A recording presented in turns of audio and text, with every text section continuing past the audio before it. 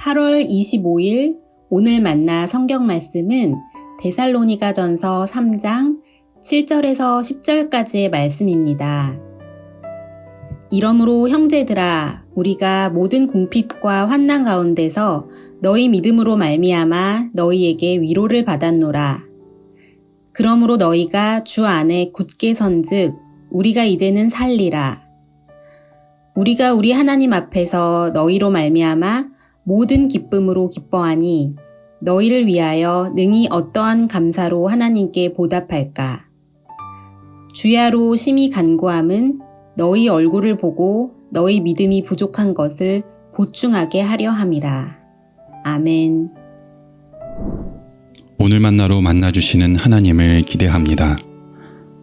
혼자서는 할 수 없는 것이 있습니다. 하나는 결혼이고 또 하나는 믿음을 지켜내는 일 같습니다. 결혼이야 혼자 할 수 없는 것이 당연하지만 믿음도 혼자서 지켜낼 수 없을까요? 우리는 혼자서 믿음을 지켜낼 수 없을 만큼 연약합니다. 서로의 믿음을 인공호흡해주고 돌봐주고 부축해주는 믿음의 공동체가 필요합니다. 오늘 본문에서 바울과 데살로니가 교회 성도들은 그렇게 서로의 믿음을 부축해주며 믿음을 지켜나갑니다. 데살로니가 교회는 환난과 고난 가운데 있었습니다. 바울은 그들이 믿음을 잃어버릴까봐, 시험하는 자들이 가서 복음을 헛되게 만들까봐 걱정되었습니다. 그들에게 가보려고도 했습니다. 그런데 길이 열리지 않았습니다. 결국 자신의 옆에서 동역하고 있는 디모데를 보냅니다.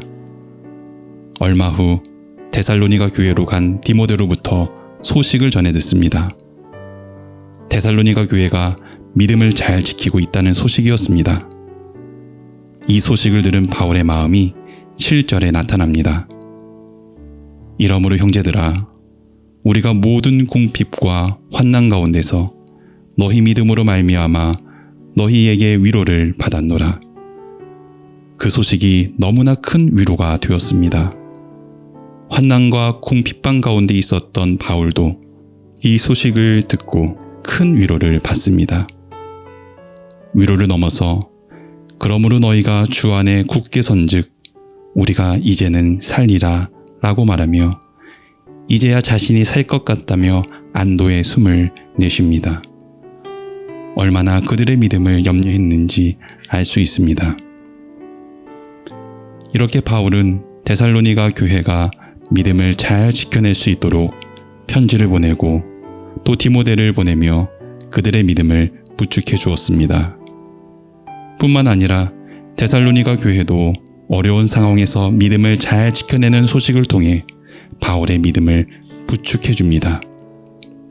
그렇게 서로가 서로의 믿음을 부축하며 믿음을 지켜나갑니다. 코로나를 겪으며 신앙 공동체의 소중함을 알게 되었습니다. 이제는 다시 함께 모여 찬양을 부르고 신앙 고백을 하며 말씀을 듣고 기도할 때 그 모임이 저의 연약한 믿음을 부축해 줍니다. 믿음 잃지 않고 살아가시는 삶의 이야기들도 저의 믿음을 부축해 줍니다. 우리는 그렇게 서로를 통해 서로의 믿음을 부축해 주며 믿음을 지켜가고 있습니다. 혼자서는 믿음을 도둑맞기 쉽습니다. 그래서 서로의 믿음을 살피며 돌봐줘야 합니다. 믿음을 잃어버릴 수밖에 없는 상황들이 찾아왔을 때 믿음을 잃지 않도록 부축해줘야 합니다. 어려운 상황에서도 믿음을 잘 지켜나가고 있을 때에는 그 믿음을 격려해줘야 합니다. 그렇게 서로를 통해서 피차 위로를 받고 믿음을 세워갈 때 우리는 믿음을 지켜갈 수 있습니다. 믿음은 혼자 지켜낼 수 없습니다. 하나님께서 함께 믿음을 세워가라고 높은 득 광성교회라는 선물을 주셨습니다. 우리 교회가 서로의 믿음을 부축해주는 공동체가 되길 소망합니다. 서로의 믿음을 돌봐주어 믿음의 싸움 다 마칠 때까지 서로의 믿음을 책임져주는 부축 공동체가 되길 소망합니다. 기도하겠습니다.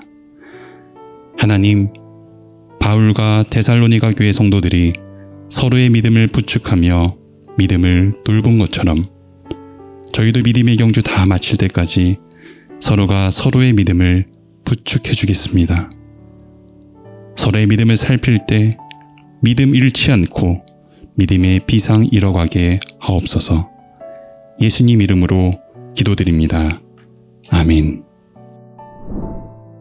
이제 두 가지 제목으로 함께 기도하겠습니다. 첫째, 서로의 믿음을 돌보아 하나님 앞에 설 때까지 믿음의 경주 잘 마치게 하옵소서.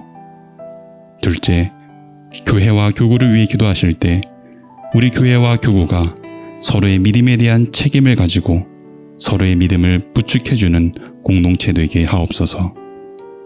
이 제목으로 기도하신 후에 개인 기도하겠습니다.